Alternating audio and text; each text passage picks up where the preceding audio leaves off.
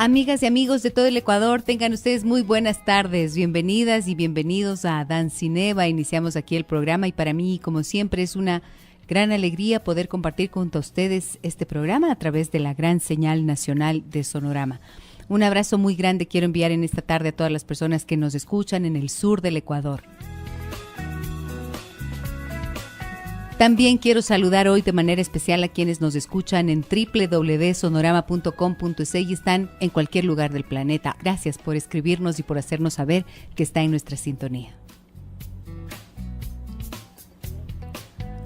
Una de las preocupaciones constantes de los padres es cómo le ayudo a mi hijo o a mi hija a que tenga una sana autoestima. De eso vamos a hablar en esta tarde, amigas y amigos, y lo haremos junto al doctor David Jaramillo. Él es terapeuta familiar sistémico, estará con nosotros en breve ya aquí en el programa.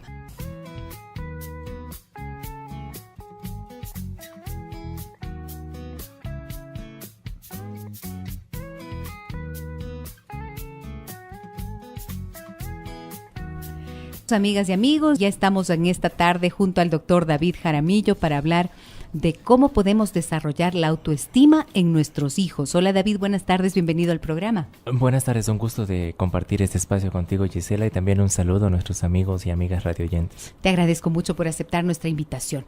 Lo que quisiera es que empezáramos definiendo qué es la autoestima, David. Yo creo que es una buena cosa poder definirlo, porque muchas veces la gente llega a la consulta diciendo creo que tengo un problema de autoestima. Ajá. Y vale la pena definirlo muy bien. Mira, puede definirse la autoestima como el sentimiento de aceptación y aprecio hacia uno mismo, que va acompañado del sentimiento de competencia y también de valía personal. ¿Qué significa de competencia? O sea, de lo que eres capaz. Y eso quería a continuación un poquito desmenuzarlo.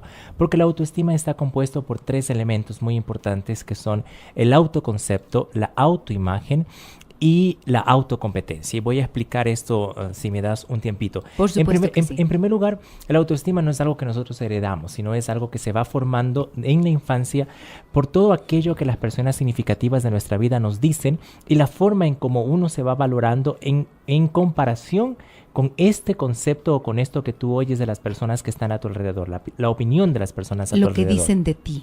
Exacto.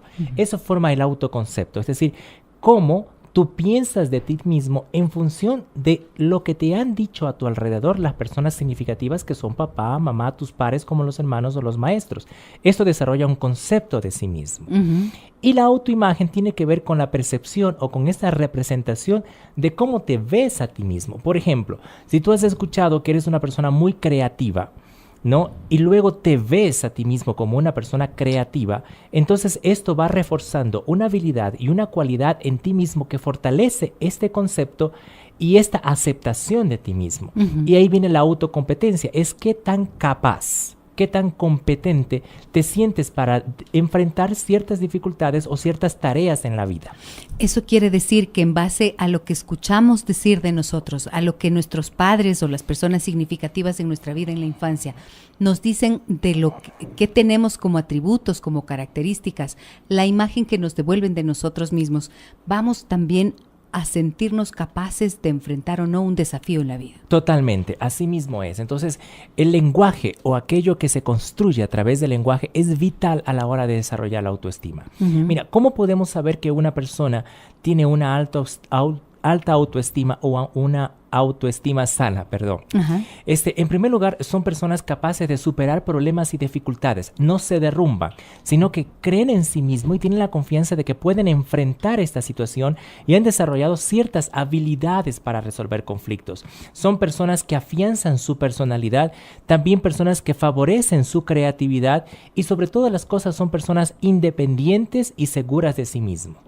Cuando tenemos este tipo de personas y que pueden establecer relaciones sanas, entonces estamos hablando de una persona con una autoestima alta. Fíjate que, y a ti me imagino que también te pasa, David, pero he visto padres que llegan, por ejemplo, a consulta y me dicen, ¿sabe qué? Mi hija tiene una baja autoestima. Tiene la autoestima por los suelos. O mi hijo, yo creo que le falta seguridad en sí mismo. Y no se explican casi por qué. Y entonces la pregunta muchas veces suele ser, ¿es que esto tiene que ver necesariamente con lo que están haciendo los padres y estas personas significativas, o hay otros factores del exterior que también pueden incidir en cómo se va forjando esa autoestima, David? Bueno, son las dos cosas realmente. Desempeña muchísimo un papel muy importante, insisto, lo que dicen tus padres y las personas significativas. Pero también esto que oyes lo vas confrontando con la experiencia. Si, por ejemplo, a mí mis padres constantemente me dijeron que era inteligente y luego no tengo éxito o logros académicos en el colegio o en la escuela, lógicamente existe una incoherencia entre lo que me dicen que soy y entre aquello que yo veo en la realidad. Ahora, aquí hay un factor muy importante. La autoestima no es... Yo leí a un autor que realmente no recuerdo el nombre, dice, pero él decía, la autoestima no es algo permanente. O sea, todos en algún momento de la vida nos sentimos súper bien y todos en algún momento nos sentimos mal. Tenemos etapas de mayor seguridad y confianza en nosotros y otras de menor. Por ejemplo, enfrentamos un rechazo o una desilusión amorosa. Lógicamente, eso va a afectar nuestra autoestima y vamos a pasar por un periodo, por un episodio donde vamos a sentir vulnerabilidad y vamos a sentir el dolor de esta traición o de este rechazo. Eso no significa que tengo baja autoestima, sino que ha sido lastimada. Nuestra autoestima. Exactamente. Esto pasa muchísimo, por ejemplo, ahora que lo mencionas, en los casos de infidelidad, ¿no es cierto? Hombres y mujeres que han sido traicionados, engañados por sus parejas, que dicen, tengo la autoestima por los suelos, porque claro, si me cambió por alguien más joven, por alguien más guapa, por alguien mejor que yo, supuestamente, entonces, claro, eso es un golpe. Pero qué importante que lo señales, porque no se trata de que no tenga autoestima, sino que ha sido herido. Lastimada. Herida. Y lógicamente se va a notar en el hecho de tu dignidad o de tu amor propio, ¿no? A mí me gusta hacer una diferencia entre orgullo, egoísmo, dignidad y dependencia. Creo que una vez lo hice aquí, yo no recuerdo. No, todavía. No. Bueno, el egoísmo o el orgullo es cuando te amas más a ti mismo que a otras personas. La dependencia es cuando amas más a otros que a ti mismo. Pero la dignidad, o como algunos le llaman el amor propio, es cuando amas a los demás en la medida de lo que te amas a ti mismo. Ni más ni menos. Entonces, puede ser que tú estés atravesando por una desilusión amorosa, por una traición o una infidelidad y tu autoestima está herida. Pero sin embargo, si tienes la convicción de que esto te duele, pero vas a salir adelante, tu autoestima está allí, o sea, el fondo, por así decirlo, ¿no es cierto? O la base de tu autoestima está allí. En cambio, la dependencia sí habla de una autoestima baja, porque te olvidas de ti, pierdes la esencia de ti mismo y te aferras a existir en función del otro. Y eso significa como que solamente a partir de la palabra y de la mirada del otro y de la validación que el otro haga, entonces tú tienes un sentido de ser, de existir, ¿no es cierto? Ok, ahora, tú has dicho, David, ¿cuáles son aquellas características que tienen las personas que tienen una sana autoestima? Pero me parece que sea importante, como para poder contrastarlo, ¿qué es lo que caracteriza a alguien que no tiene autoestima?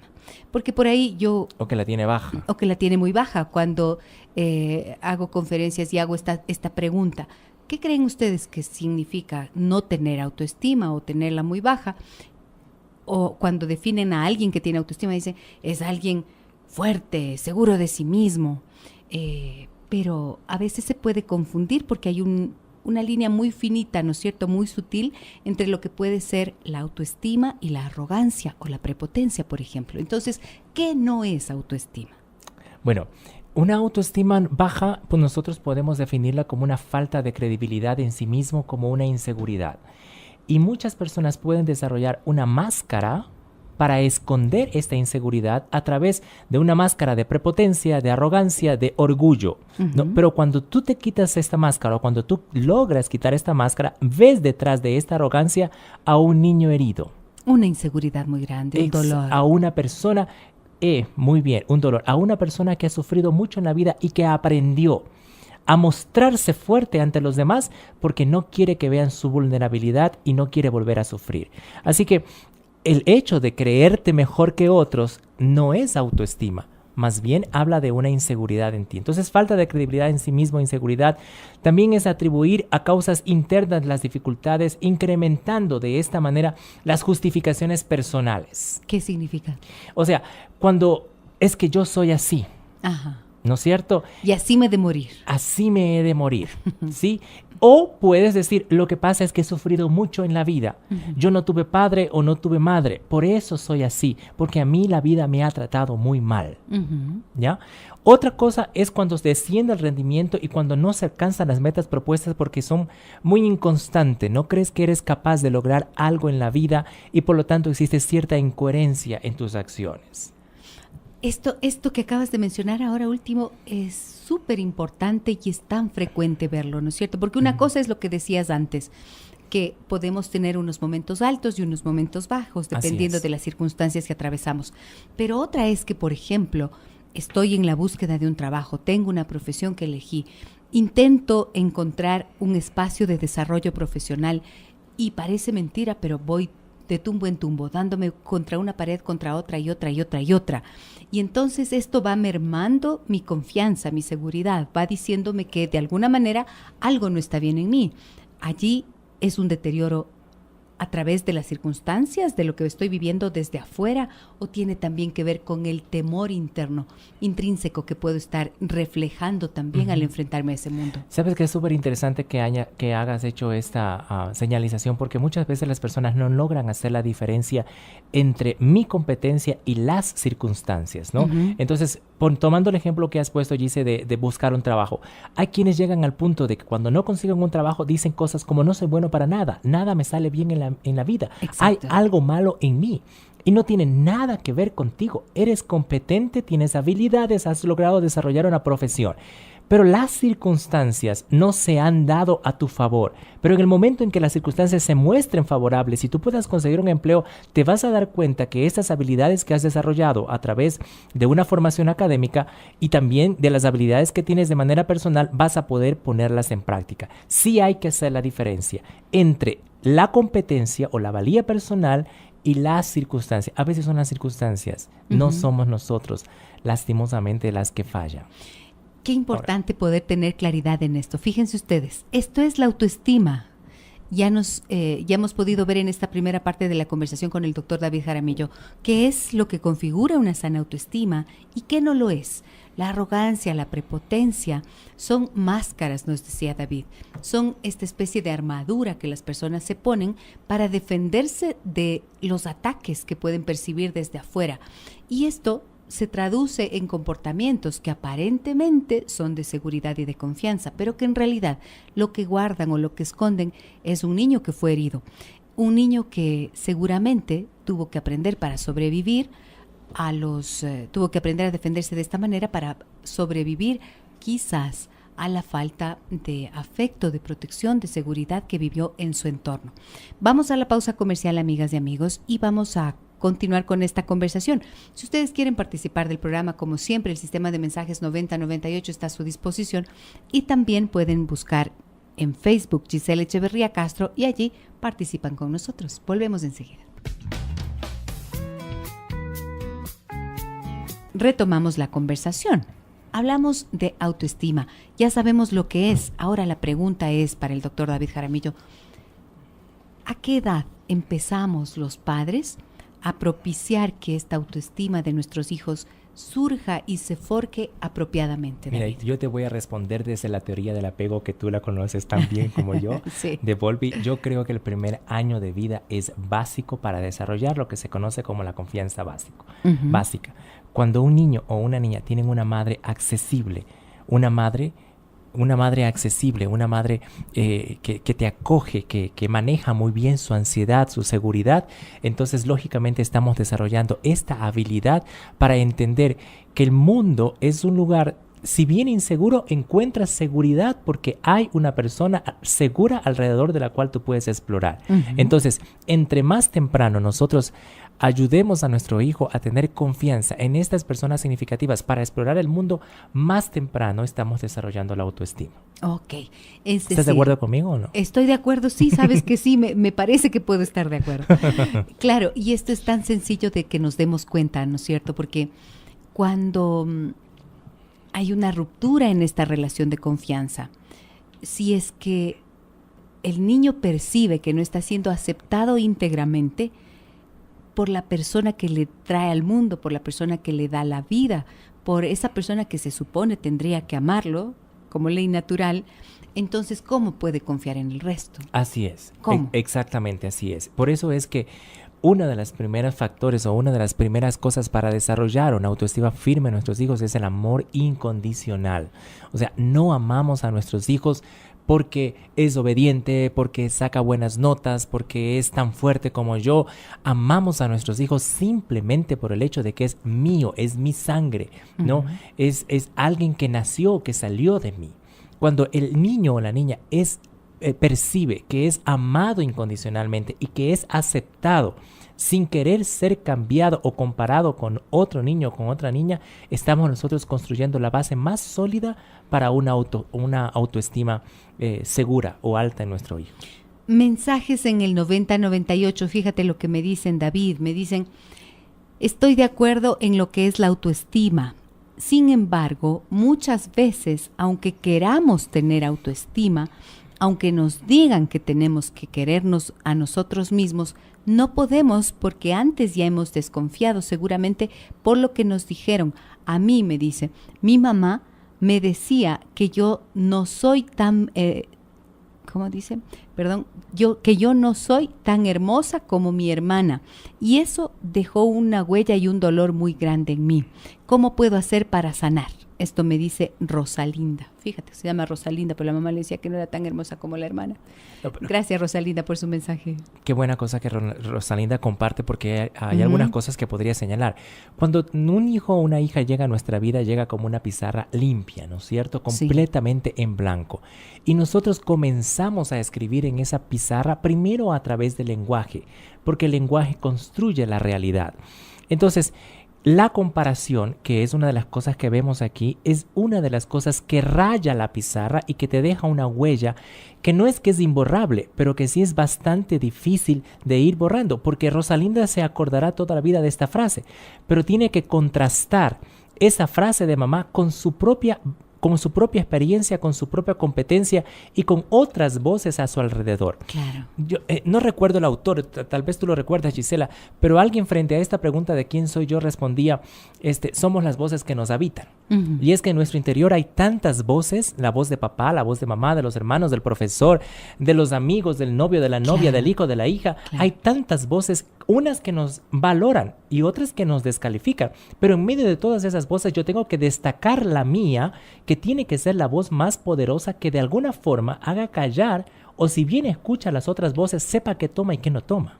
Y lo difícil suele ser que muchas veces nos quedamos con la voz que nos descalifica, aunque haya un montón de voces que dicen lo contrario. Que nos afirma. Y ahí es donde está el problema. Fíjate, Brian nos dice lo siguiente. Buenas tardes.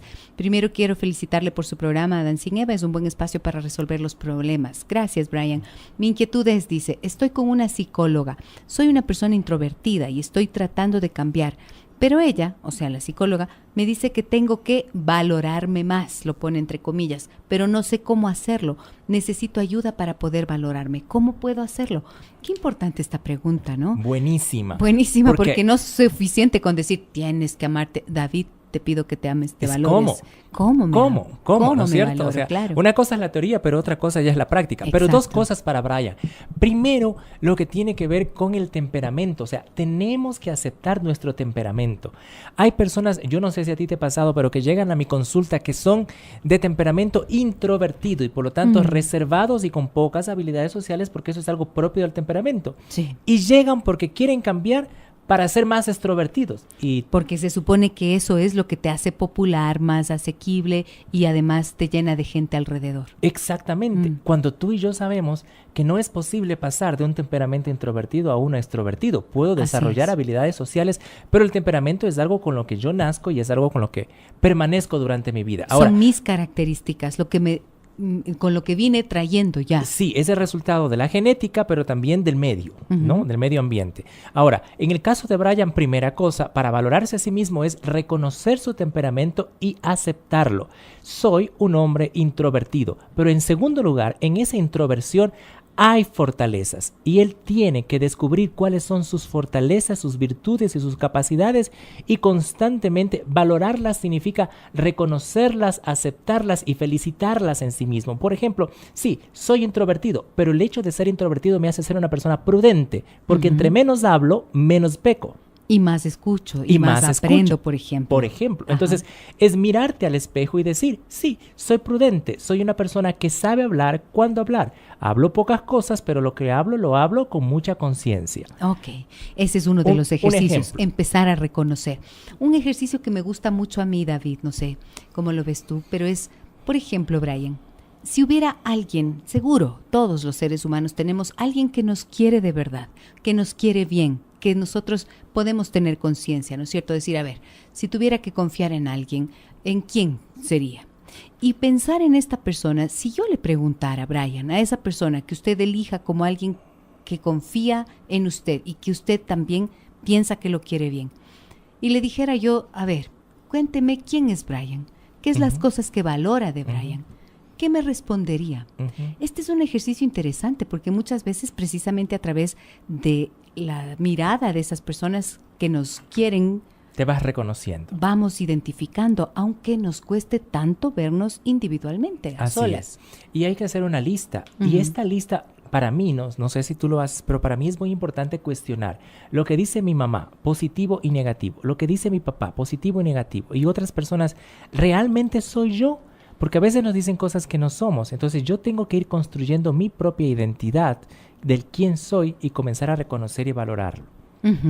Ahora, si es que estamos en este terreno, y gracias por las preguntas que nos han hecho, al 9098 y también en Facebook, si quieren, a dancineva@sonorama.com.es está a su disposición, y el 323-9002 o 323-9004. David, si es que hay que empezar desde el intraútero, ¿no es cierto? Y desde que nace este niño y empezamos a decirle cosas que son importantes y significativas para que se genere esta relación de apego, este vínculo que le hace saber al niño que lo amo incondicionalmente. ¿Cuáles son esas frases? A veces uno dice, ¿qué hago? ¿Qué digo?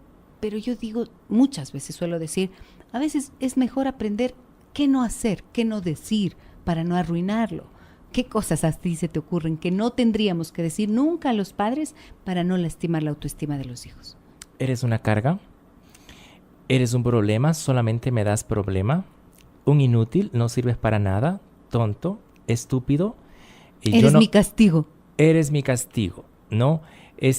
Yo no te quería tener.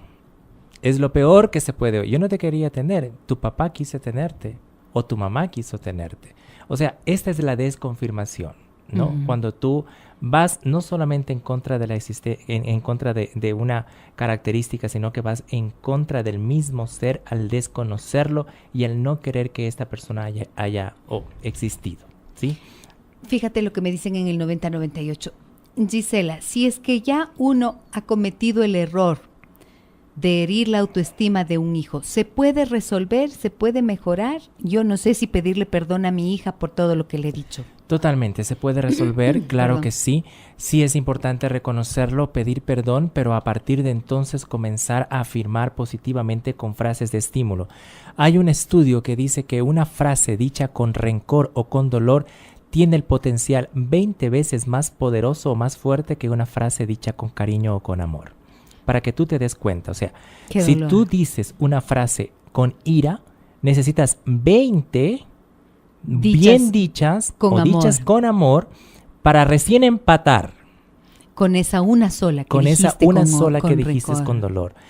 Entonces, ¿qué es lo que nosotros hacemos? Somos mucho más rápido para ver las cosas negativas y muy lento para celebrar y reconocer lo positivo. Una de las cosas que podemos hacer los padres para fortalecer la autoestima de nuestro hijo, además del amor y de hacerlo a través de frases de amor y expresiones de afecto como el abrazo, la caricia, el beso. Tú sabes que un abrazo despierta tanta química en nosotros, ¿no? Para hacernos sentir bien. Pero también podemos celebrar lo positivo, como por ejemplo, hoy mi hija le ayudó a cocinar a mi esposa, por así decirlo. Entonces, cuando llego yo, mi esposa puede decir, mi amor, nuestra hija nos ayudó con la cocina. Ella Hizo Ojalá puré. te diga mi amor, ¿no? Sí, ojalá me diga mi amor. No, sí me dice mi amor. Entonces, el puré lo preparó ella. Entonces, ella está celebrando algo positivo que tiene que ver con una competencia, una habilidad. Y yo también, qué chévere. Y mientras lo como, estoy diciendo qué rico. Así. Eso. Riquísimo. Delicioso. Qué bien que te ha Sí, salido. exacto. Entonces, celebrando lo positivo, nosotros estamos fortaleciendo las habilidades, las competencias de nuestros hijos y de nuestras hijas. Qué importante esto que dices, porque a veces se piensa que tenemos que hacer cosas extraordinarias, ¿no es cierto? Pero Pequeños creo que tiene detalles. que ver con la actitud, con tener la conciencia clara de que de esta manera estamos construyendo lo positivo y desarrollando esa autoestima. Tenemos una llamada al aire. Adelante, buenas tardes, por favor. ¿Quién nos habla? Hola, dice, soy Gloria.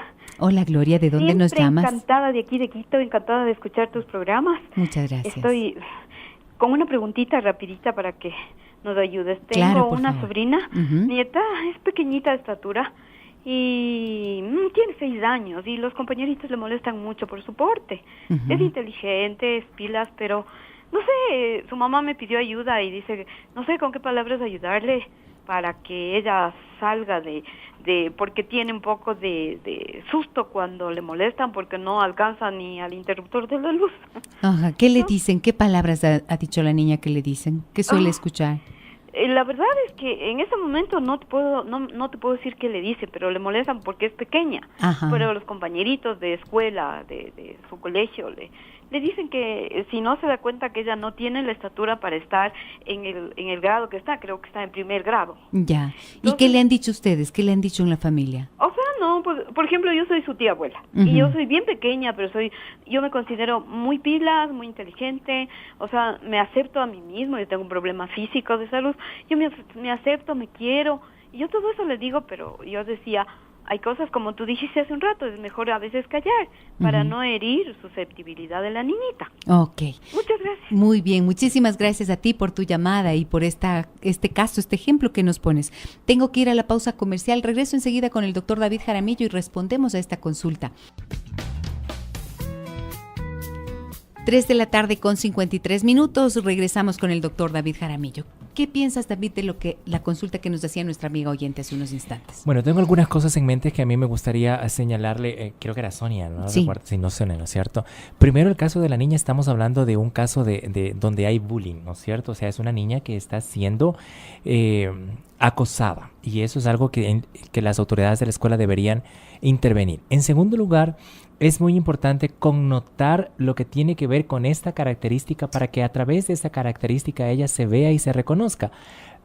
Y aquí quiero decirle algo, ella como tía puede en este momento como adulta decir, sí, yo soy pequeña, pero yo tengo otras características, soy pila, etcétera, etcétera. Sí, pero ella está pensando como adulta. Una niña no puede reflexionar de la misma manera porque todo niño es susceptible a lo que sus compañeros le dicen. Si bien puedes connotarlo de manera positiva, como hablábamos hace un rato nosotros, o sea, sí, eres chiquita, pero los mejores perfumes y los más caros vienen en frascos chiquitos. Cosas así que uno va aprendiendo en el desarrollo Como de la vida. cultura popular. De la cultura popular, exactamente.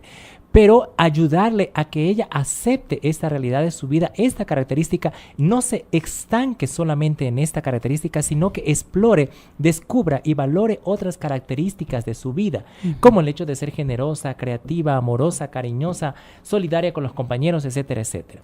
Y yo creo también, David, que sí hay que enseñarles a los niños a que se defiendan. Por ejemplo, en esa edad tan temprana que está, si le dicen algo así, yo creo que hay que enseñarles a los niños a decir sí y, sí y, Sí. ¿y qué? Bueno, a defenderse es una de las habilidades que nosotros enseñamos a nuestros hijos. Es indispensable y ahí es parte de demostrar esta seguridad y esta confianza. Exacto. Y sabes qué, yo creo que el humor de uno mismo, aprender a reírse de uno mismo, demuestra muchísimo la calidad y la fortaleza de autoestima que tú tienes. Cuando tú aprendes a reírte de una debilidad o de un defecto tuyo, por usar la palabra defecto, demuestra que no te afecta y los demás incluso dejan de molestarte. Ajá. Yo tengo, yo a veces me río cuando hablo ante un público, yo a veces me río del mismo hecho de que soy delgado, Ajá. ¿no? Entonces, mientras uno pueda no jactarse, sino hacer reírse. broma, Sí. O tomar en un sentido de humor algo que para los demás puede ser burla, habla muchísimo de autoestima. Por ejemplo, se me ocurre que a la niña le podrían enseñar a que diga, sí, soy chiquita pero picosa. Exacto, ¿No por es cierto? ejemplo. Como ¿no es decía cierto? Verónica Castro, ¿se acuerdan? Soy chiquita pero picosa. Y claro, es decir, que a través de eso que para los otros puede estar significando en este momento una debilidad o una fragilidad, bien lo que tú mencionas, esto soy yo. ¿Y cuál es el problema? Y me puedo reír de mí misma. ¿Y quién no se ríe conmigo? Salados. O sea, es cómo lograr que a partir de esta validación que nosotros hacemos en nuestros hijos, entonces no se sientan menos que nadie. Mi mamá tenía una frase interesante. Ella decía que mi abuelo, que su papá, en definitiva, decía, no soy más que nadie ni menos que nadie. No soy menos que nadie, pero tampoco más que nadie. Y creo que esto es necesario reforzarlo y repetirlo tantas veces sean necesarias, porque a través del lenguaje, como bien decías tú hace un rato, es como vamos construyendo esta narrativa, ¿cierto? Así es. Finalmente te ves como iguales a los demás. Hay otras formas que nos pueden ayudar también para construir el autoestima. Hemos hablado del amor incondicional, de celebrar lo positivo, pero también de enseñarles a reírse de sí mismos. Enseñarles a reírse de sí mismo. También el hecho de brindarles atención y escuchar con atención, porque esto hace saber o construye la autoimagen y el concepto de valía personal de que soy importante para papá y para mamá. Por ejemplo, estoy, haciendo una tarea en la computadora y viene mi hijo y mi hija para contarme alguna cosa que le pasó en la escuela. Yo puedo detenerme en ese momento, escucharle, interesarme preguntándole ¿y cuándo fue eso? ¿Y qué pasó? ¿Y cómo te sentiste? Y luego continuar con mi trabajo. Entonces, el escuchar y brindar atención es muy importante para construir la autoestima. Pero hay otro factor más, el poner límites, Gise. El que un niño y una niña tenga límites y límites claros ayuda al desarrollo de la seguridad. ¿Cómo podría ser eso? Por ejemplo, comemos en el comedor. Si yo pongo un límite de comer en el comedor, pues no me voy a llevar todas las cosas a la cocina o al cuarto. Otro límite tiene que ver con tantas horas van a estar jugando en la computadora, tanto tiempo van a ver televisión. Hacen las tareas y terminas y luego puedes hacer esto. En la escuela, porque pelea con los niños, tiene pocos amigos y casi siempre está enojado o triste, quisiera saber cómo le ayudo para hacerla sentir mejor. Gracias, me dicen acá en el 9098. Pelea en la escuela con los niños, tiene pocos amigos, casi siempre está enojado o triste. Seguramente está viviendo ya una situación de bullying, ¿cierto? Es probable que lo esté viviendo. No nos olvidemos que los niños no saben verbalizar, sino que ellos desarrollan un síntoma y una conducta, y ese síntoma y esa conducta hay que explorarla. No creo que este sea un caso tanto de autoestima, sino que algo está pasando en el entorno del niño que hay que explorar. Y para empezar a hacer algo, creo que es indispensable esta actitud de escucha que tú mencionabas hace un momento. Preguntarle con atención, pero por favor, una cosa que suelo repetir yo, David, no sé qué pienses tú, pero es no mirar a los niños con lástima, no verles con pena, ay, pobrecito, le compadezco y lo hago sentir más pequeñito o más débil o frágil de lo que en realidad es. Hay que enfocarse en la fortaleza que todos tenemos los seres humanos, ¿no es cierto? Y la actitud de escucha, por ejemplo, ¿cómo podría ser un diálogo que esta mamá podría entablar con esta niña para poder explorar en lo que le está pasando? Bueno, reflejando las emociones. Te veo triste, ¿no? ¿Hay algo que quisieras contarme? ¿Qué te parece si nos sentamos y hacemos un dibujo? ¿Cómo te ves tú con tus amiguitos? Cosas así. ¿Con quién juegas en el recreo? ¿Qué hiciste hoy en la escuela? Entonces, en función de esto, tú vas a ir descubriendo, ¿hay algo que tu profesora te ha dicho que te ha lastimado? Etcétera, etcétera. David, una frase solamente para cerrar este programa a favor de la construcción y el desarrollo de la autoestima en nuestros hijos. Algo que decía Virginia Satir que para mí es muy importante. Ella decía que todo el ser humano, así lo veamos malo y perverso, tiene en sí mismo la semilla del bien, ¿no? Entonces esa semilla hay que regarla, hay que plantarla, regarla y cuidarla para que desarrolle la persona. Muchísimas gracias, David. Me encanta estar contigo y gracias por compartir los conceptos y estas ideas que las podemos compartir con todos los amigos que nos escuchan en el país. Hasta otra oportunidad. Gracias al doctor David Jaramillo y a ustedes, amigas y amigos. Ingresen a Facebook, que varias de estas ideas que hemos podido compartir en esta tarde están allí presentes en esa página Giselle Echeverría Castro. Gracias a quienes llaman, a quienes escriben y a quienes permanecen en el silencio. Un abrazo muy grande a todos ustedes. Soy Giselle Echeverría. Adán Cineva, un programa conducido por Gisela Echeverría.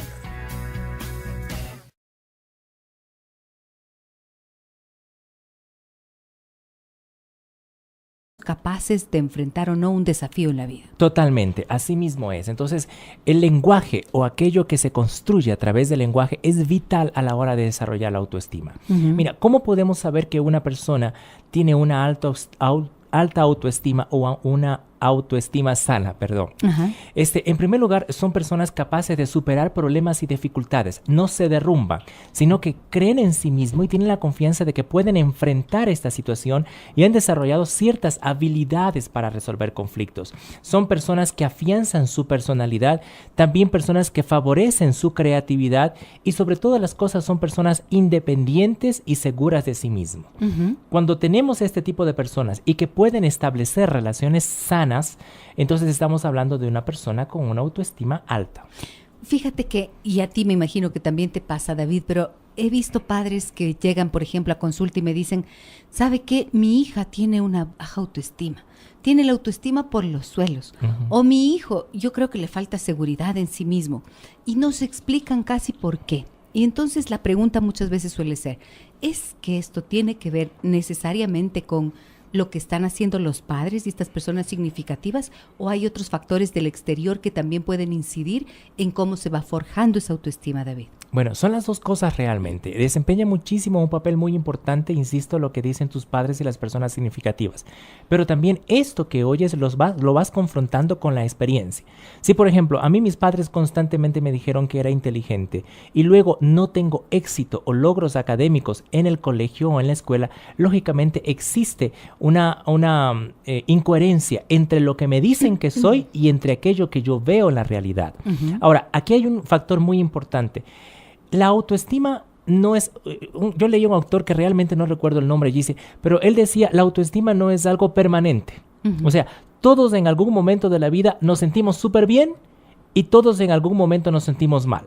Tenemos etapas de mayor seguridad y confianza en nosotros y otras de menor. Por ejemplo, enfrentamos un rechazo o una desilusión amorosa.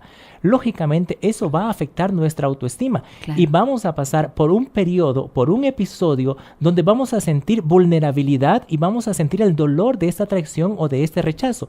Eso no significa que tengo valorando en comparación con este concepto o con esto que tú oyes de las personas que están a tu alrededor, la opinión de las personas a tu alrededor. Lo que dicen de ti. Exacto. Eso forma el autoconcepto, es decir, cómo tú piensas de ti mismo en función de lo que te han dicho a tu alrededor las personas significativas que son papá, mamá, tus pares como los hermanos o los maestros. Esto desarrolla un concepto de sí mismo. Y la autoimagen tiene que ver con la percepción o con esta representación de cómo te ves a ti mismo. Por ejemplo, si tú has escuchado que eres una persona muy creativa, ¿no? Y luego te ves a ti mismo como una persona creativa, entonces esto va reforzando una habilidad y una cualidad en ti mismo que fortalece este concepto y esta aceptación de ti mismo. Y ahí viene la autocompetencia, es qué tan capaz, qué tan competente te sientes para enfrentar ciertas dificultades o ciertas tareas en la vida. Eso quiere decir que en base a lo que escuchamos decir de nosotros, a lo que nuestros padres o las personas significativas en nuestra vida en la infancia nos dicen de lo que tenemos como atributos, como características, la imagen que nos devuelven de nosotros mismos, vamos también a sentirnos... Amigas y amigos, ya estamos en esta tarde junto al doctor David Jaramillo para hablar de cómo podemos desarrollar la autoestima en nuestros hijos. Hola David, buenas tardes, bienvenido al programa. Buenas tardes, un gusto de compartir este espacio contigo, Gisela, y también un saludo a nuestros amigos y amigas radioyentes. Te agradezco mucho por aceptar nuestra invitación.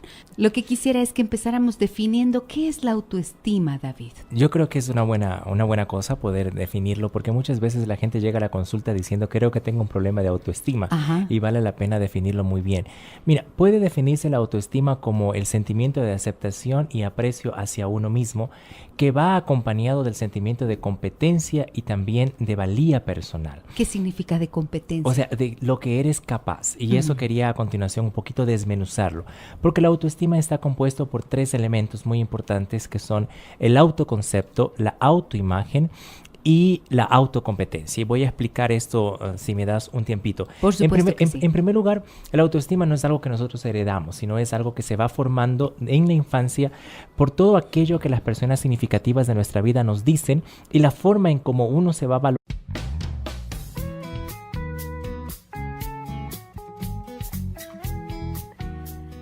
Amigas y amigos de todo el Ecuador, tengan ustedes muy buenas tardes. Bienvenidas y bienvenidos a Dancineva. Iniciamos aquí el programa y para mí, como siempre, es una gran alegría poder compartir junto a ustedes este programa a través de la gran señal nacional de Sonorama. Un abrazo muy grande quiero enviar en esta tarde a todas las personas que nos escuchan en el sur del Ecuador. También quiero saludar hoy de manera especial a quienes nos escuchan en www.sonorama.com.es y están en cualquier lugar del planeta. Gracias por escribirnos y por hacernos saber que está en nuestra sintonía. Una de las preocupaciones constantes de los padres es cómo le ayudo a mi hijo o a mi hija a que tenga una sana autoestima. De eso vamos a hablar en esta tarde, amigas y amigos, y lo haremos junto al doctor David Jaramillo. Él es terapeuta familiar sistémico, estará con nosotros en breve ya aquí en el programa.